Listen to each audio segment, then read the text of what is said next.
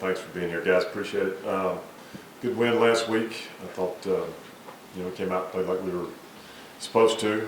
It was a tough first half. I thought we were in control most of the time, but the score didn't indicate that. And then we came out in third quarter and played like we were capable of playing both sides of the football and took control of the game.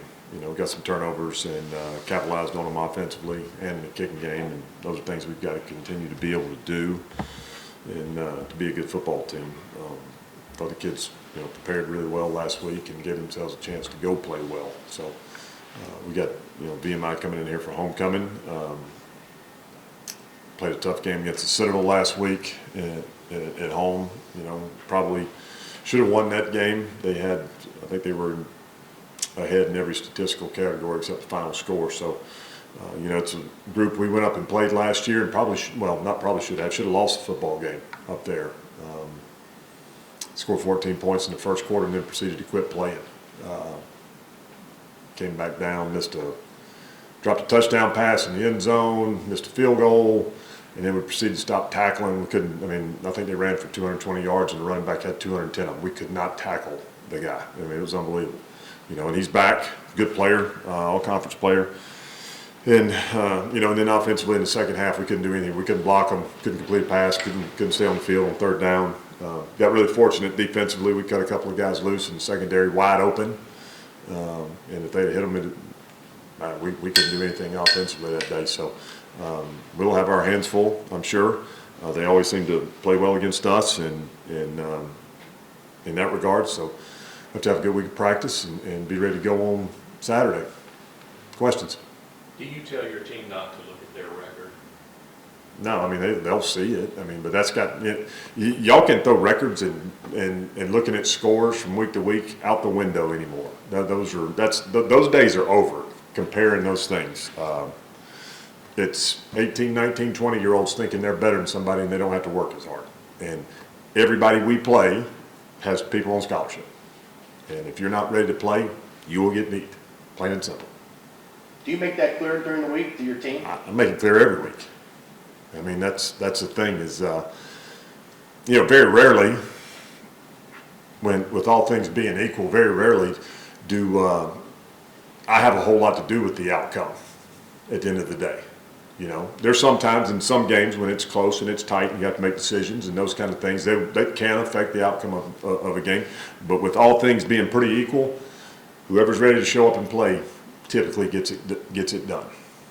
So that's the thing nowadays is what's amazing. If you're going to go practice, and we practice, this group, I will give them credit, they practice pretty well most of the time, but then you have to take it from practice and you have to go execute on Saturday. You can't lose whatever you did on Thursday and Friday and just let it leave your mind and go somewhere else on Saturday and say we're just going to line up and beat them, because that is not how it works anymore. So we'll see. Is that one of the mysteries of being a coach? How do I get my team to show up every Saturday? I can promise you, because if I could bottle it, I could sell it, and I'd be okay. But yeah, no, that's the thing is you have to. It becomes a mind game at some point in time. Us against them, but us trying to make sure they understand what they're getting ready to get into on Saturday. And here's the thing: you'll see a group that may be more talented than somebody else, and when they get into the game, they're not mentally into it, and then all of a sudden, it's a football game, and it's too late then. It's too late to flip the switch and turn it back on and get it under control. And that's a hard lesson for people to understand. You just talk about Reggie Davis, how he's done so far this season. I think leads us some time now. Does he? Reggie's what you want. He practices hard. He tries hard. Always has a smile on his face. Works hard at it. Wants to be good. Runs hard. We got to get his pads down a little more so he's not taking so many direct shots. And he's got to start sticking the ball over the goal line if it's not third down, or I'm going to put my hands on him. But no, plays the game like a running back should. He really does. He can run it between the tackles, and we do a little better on the perimeter. We're going to break some more longer runs for him and do that. But he's what you want in a running back. He's long, athletic, can catch it out of the backfield, can pass protect and do those things. So his the more he plays, the better he gets, and I think you see that from game one to now, and he continues getting better. And Reggie runs the ball hard. I mean, it looks different than like a Lim or Gino did because of a body type, but Reggie runs hard. He runs with a purpose and a passion to go get better and go get hard yards, and he'll do that for us. Could you give it to him 25 times a game if you wanted? Yeah, I mean, I think we've been close a couple of times. You know, I'd rather not. I'd rather have somebody else share some of that load because it's hard. It's hard on them backs when you're doing that. But he can handle it. He's in good enough shape, and he's worked himself into a spot like that, so he can handle those things. When you look at the last 4 weeks, other than the obvious of coming away with wins, what has stood out to you, if anything, that makes you proud of this team and then believes that, hey, we're heading in the right direction and that we could be successful on a larger scale down the line? Well, you know, it was first time, you know, you go beat Portland State, all right, this group can go win. You know, they figure that part out. Then the next week we go on the road to East Tennessee, close football game. We figure out how to go win on the road, you know, and then go on the road again, go play Furman. Completely different games in the first two. Take care of our business, do the stuff we're supposed to. Then last week, you know, you get an opportunity to come back and play home against a team on film that was really good when you're watching them on film. And I think that's the thing that we've just progressively gotten better. You know, we've stuck to what we were doing. We didn't, you know, we were sitting here 0-3. I didn't change anything. We didn't change how we practiced. We didn't change what we were doing. We just kept sticking to what we were doing and just had to continue to do it better. And I think that's one thing this group has done is they didn't flinch, they didn't panic. They just kept practicing, kept playing, knowing something good was going to happen for them. And that's the thing. I think that's what's good about this bunch is it's not a whole bunch of roller coaster. It's just one steady movement. And I think that's going to continue for us. I hope that's our trajectory and path moving forward. How would you describe a coach's relationship with their kicker? Well, depends on what coach you're talking to, you know. Well, that's a good one. I don't know. That's interesting to say the least. It's some guys can handle them, some guys can't. I kind of have a love-hate relationship with them sometimes. I appreciate what they do. It's hard. It's difficult. They're the only position. Kicking's the only position where there's not another down. You know, when they come out, it's final. There's not, you know, you don't have second down or third down to get it right and all that. So it's really hard on those guys. But I have a lot of confidence in the guys we have. I know we struggled a little bit early, but never once thought we couldn't. Those, you know, Jude and Heath and Ethan Myers, our long snapper. Nobody knows who he is. You know, long snapper, and he's been great all year, perfect all year. So that's the thing. Those guys are. Nobody sees them until they mess up. You know, when they do well, everybody pats them on the back and all that kind of stuff, and then they come out there and they miss. Oh, you stink! You missed a kick. You know, and it's not true. You know, it's not true. We have standards for them. They know the standards, and sometimes we put them in some bad situations, and it's hard. You know, but they got to go be players too at that time. Jude's a two-time, sometime. Yeah, and very, very deserving. Very, very deserving. I mean, Jude works really hard at it and is really good. He's a good kicker. He's a good football player. He's helped us do a couple of different things. We're also starting a kickoff guy. And he's, you know, him and his brother both have come in there and helped us that way. We've gotten a little more consistent with Jude kicking off than we did with Gray. So, you know, we just got to continue working it and make sure we're doing the right things for all those guys. When you look at the defense here, I think it's, 4 games out of the 7, they've held the opponent to 10 or less. 10 points or less. You know, what are they doing right that's causing them to have this success? I mean, I know turnovers are up there, they're capitalizing on that, but what are some things maybe between the tackles and all that stuff that they're Well, doing? a lot of people are in the right spots. That's the biggest thing defensively. We talk about it all the time. If your eyes give you your keys and you're in the right spots, you have a chance to be successful defensively. And I think that's the biggest thing is we are practicing better. They're taking some coaching. They're in the right spots, and you know, and it just comes down to at that point in time, can I tackle a guy? You know, but you got to be in the right spot to go tackle a guy a bunch. And that's the thing is I think that's what our guys have done a really nice job of just being where they're supposed to be, eyes in the right spot, and that gives them an opportunity to play well and play faster. And knock on wood, we've been very fortunate. We've gotten some gifts. Some people have gifted us some some turnovers, but that's part of football too. You have to take advantage of them. When they do that, you have to take advantage of it, and our guys have, and we've got to continue to do that. Is it still true in football, if you can't run, you can't win? Got to be able to enough.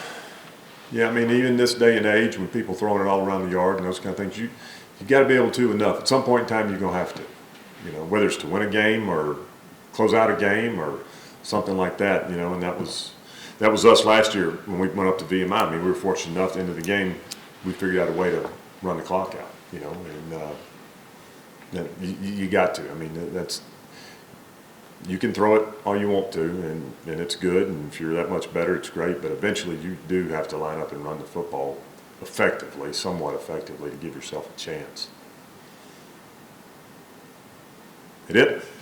Thanks, guys. Thank you. Have a good day. The last 2 or 3 or 4 games or anything like that? Yeah, I had a slow start at the beginning of the season, but everything's all gelling together as an offense because our offense is based off of running the ball, so I had to get the offense started, and now we're getting it going. Coach said you're not afraid to kind of stick your head in there and get extra yardage. Is that just your mindset? Yeah, that's just how I was raised. My dad always told me, like, always deliver the blow, don't ever take it. Now that you guys are starting to roll here a little bit, like you mentioned, you kind of got your feet under you. What are some things you learned throughout this process this season, being the every down back, getting a lot more time out there that you sort of had to adjust to, that's now paying off here these last few games? Being patient. Patient is a virtue. Being patient.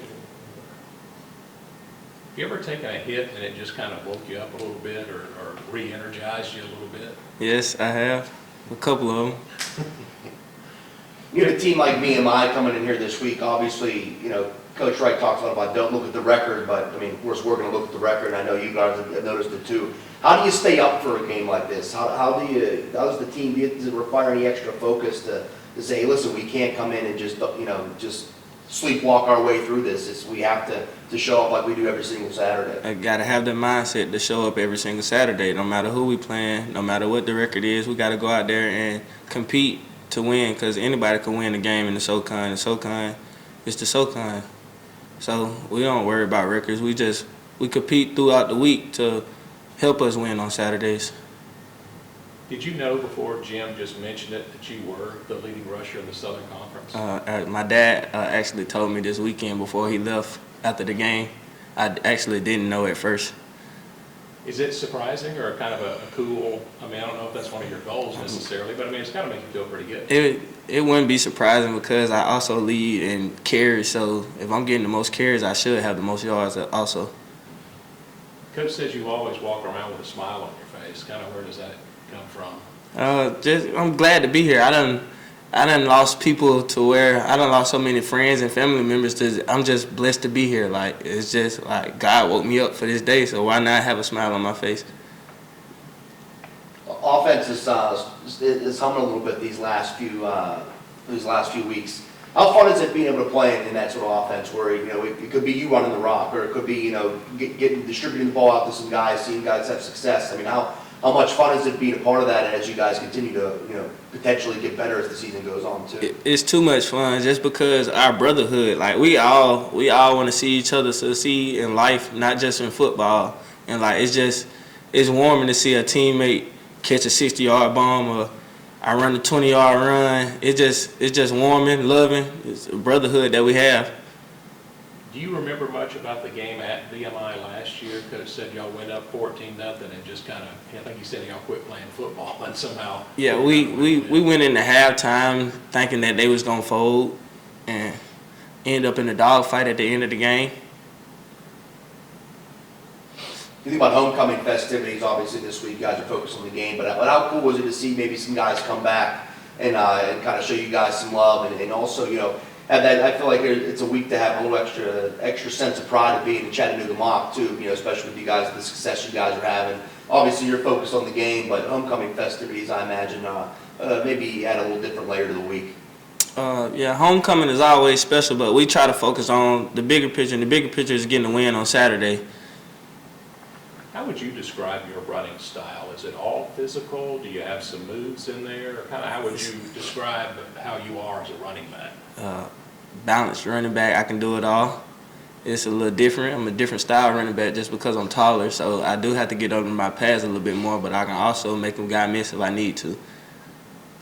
Season to where you are now. Yeah, I mean, it's tough, when you get off to a poor start or, you start playing in your own head about confidence and that kind of things. But, I mean, just kind of sticking to what we do every day, right? I mean, our schedule's the same, our process is the same, and just trusting what we do. And then, I mean, then you start to see some good results, and all of a sudden you're thinking you're on top of the world. So just kind of taking it one kick at a time, one day at a time. As a kicker, when you're on the sidelines, are you watching the game, or is it just you're always in the back of your mind going through scenarios and what I may or may not have to do, the weather or whatever? Yeah, I pay attention to the weather, but no, I mean, mostly, if the defense is on the field, kind of mentally switching off and just kind of watching the game, being a good teammate, all that. But, I mean, as soon as offense gets the ball, it's, switch on. You don't know if we're going to have a 90-yard touchdown run or what's coming and when. So just as soon as offense got the ball locked and loaded, kind of go into those scenarios. Are those kicks easier maybe when it's the end of a half and there's no timeouts and you have to run out there? It looks like chaos. Yeah. Is that easier in a way, or is it, I don't know? You could argue, yeah. I mean, I'd argue it's about the same, but I mean, yeah, I guess there's some calm behind the storm as far as everybody's, getting there quickly. But like I said, the process is the same for us, so just kind of trusting in that, regardless of the situation. How many balls do you kick a day? Tuesday through Thursday, I'd say probably 40, and then Saturday is a lot more. Yeah, I don't know. I kind of want to get a ticker out there and keep track myself. You don't worry about wearing yourself out in pregame or anything? No, I mean, most of my concern is just making sure, like I said, throughout the week, we monitor how much, especially after last year, and just making sure that we stick to, what I know is doable and what is enough, and then Saturday just kind of letting loose and just, going with what I think is right as opposed to really keeping track of it. What's your mindset like on that sideline, knowing, any game, you think about the ETSU game where it's close, the last two obviously a little bit more, more of a blowout wins, but how do you stay in that mindset to be ready, when your number is called in a close game to kind of keep that mentality, knowing your team could be relying on you? Yeah, it's tough. I mean, I think that kind of goes back to the everybody wants to be a kicker until they don't, right? I mean, it seems easy until your number's called and whatever the situation is, but again, for us, I can't state how important it is that every kick is the same kick, and the goalposts don't change, and we've hit, whatever kick it presents itself, we've hit thousands of times. So trusting in that process regardless of what's going on around you.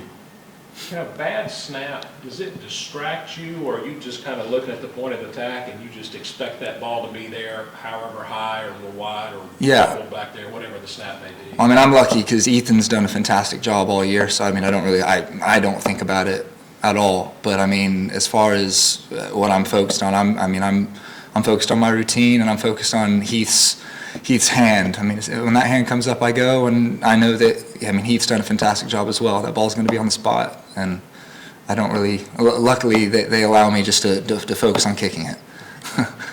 Does team icing you have any effect on your mentality?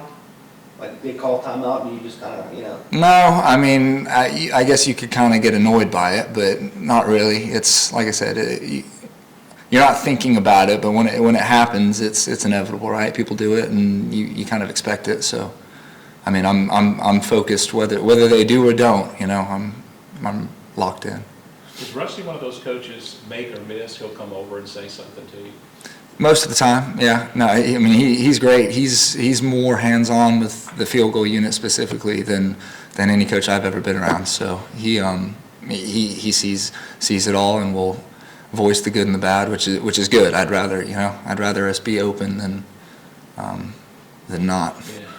Kind of what's the thought process after a miss, and what kind of goes through your mind? Because you only get so few field goals opportunity maybe in a game. Of course, yeah. No, I mean it's tough. You want to make them all, but it's kind of routing your brain to the fact that we're not going to be perfect, and and it's tough. But the next kick, I'm only as good as my next kick. So you can make as many as you want, but it's all about the next one. So when it goes south, you got to think the same thing, right? Don't get too high, don't get too low. From your point of view there, being on the sidelines and seeing this team sort of gel offensively and defensively, especially this past 2 weeks, what's impressed you most about this unit? Obviously, you're there at practice and you're seeing how hard they work and the in-game adjustments they're making. What sort of, from your point of view, impressed you the most about them sort of righting the ship here and starting to get rolling here a little bit? Yeah, I mean, anybody can see. I mean, they're a bunch of grinders, right? I mean, any program or group of players could really get down after those first couple weeks when things aren't necessarily meshing or going to plan. But I mean, everybody's bounce back and commitment to just Coach Wright talks about it all the time. Doing things right it's easier said than done, and I think that kind of shows the willingness to fight and get it back on track. What happened on that kick at Sanford last year? A long one. Did something snap, or did it just went, oh? No, no. So it actually happened during camp. I had tore my 2 of my adductors in my groin, and it hurt, but I was like, we'll kick through it. And then kind of week by week, it got worse and worse and worse. And then before Sanford, it looked like I had a tumor on my leg. It was purple and black and blue, and it swelled. My leg was probably double the size of what it normally is, and it was okay. I think I hit a couple PATs, but yeah, after that field goal, it was immensely painful. Could you walk, or? Our snapper kind of helped. Yeah, I could kind of do a little half skip. Jake, our snapper, he kind of helped me off the field at the time. But then we ended up having another field goal after that, so hobbled back out there. Yeah. I guess that's the thing, like with a quarterback, when they hurt their shoulder, there's just no time to heal because there's another game around the corner. Exactly, yeah. It was like, at that point, I think the week before Sanford, I didn't kick a ball since the Saturday prior. I think we played the Citadel, but I was going Saturday to Saturday at that point, trying to give it as much time as possible, but some things are inevitable, I guess. Do you study any other kickers at all, or go to a kicking camp or anything like that? Yeah, I've got kicking coaches that we go see on our own time, and then as far as studying other kickers, every kicker's different, I'm sure everybody can see, so just finding certain kickers at different times that have kind of similar quirks, and that can help just kind of analyzing what they do. Is kicking mostly mental? I would think when you rep the drills so many times, it's absolutely second nature in that aspect. Yeah, no, it's 100%. It's it's muscle memory, and like I said, we've practiced every kick thousands of times, so it's playing those scenarios in your head and making it as repeatable as possible, which is tough because you only get those couple chances, so most of them are going on in your head, which can be interesting. Is the first thing you do when you get on the field is look at the wind and maybe see those little straps on top of the? Yeah, I kind of keep a gauge of that on the sideline. Kind of, most of the time it's pretty consistent with what it was doing during pregame, and then once you get out there, checking the flags, and if they're going, just trusting it and going with your process. Can you play a kick like in golf? You can hit a shot and use the wind. Do you ever do that with a kick, or can you do that? Yes, it's dangerous. Yes, if it's hurricane season and it's howling, right? But no, you don't want to flirt with it too much. The most I'll do it is, if it's blowing hard off the right, I'll go from middle to right middle. But if you start going, aiming at uprights, it gets a little iffy. More questions for Jude? How old were you when you started? I started a couple weeks into my freshman year of high school. I played soccer most of my life, which, and then our kicking coach at my high school was our soccer coach. And that was the only reason. Is there a little competition between you and your brother? Yeah. Yes, there is. There has been. There will be, which is good. What's the difference or the different approach maybe to point afters and extra points versus kicking off? Because it feels like now, kicking off has almost become a specialty for kickers. Mm-hmm. You've done both. What's the difference? How's the approach different? obviously, I mean, there's some fundamentals that are different, right? So I mean, if I'm kicking field goals, I'm mostly using my groin more so. But if I'm hitting kickoffs, I'll flip it over and use my quad a little bit more. Other than that, I mean, it's really just kind of down to scheme. You know, some people want you to boom touchbacks, you know, hit pooch kicks, pin them on the 5. It kind of varies, but it's it just kind of depends on the situation. How big was Heath's 62-yard?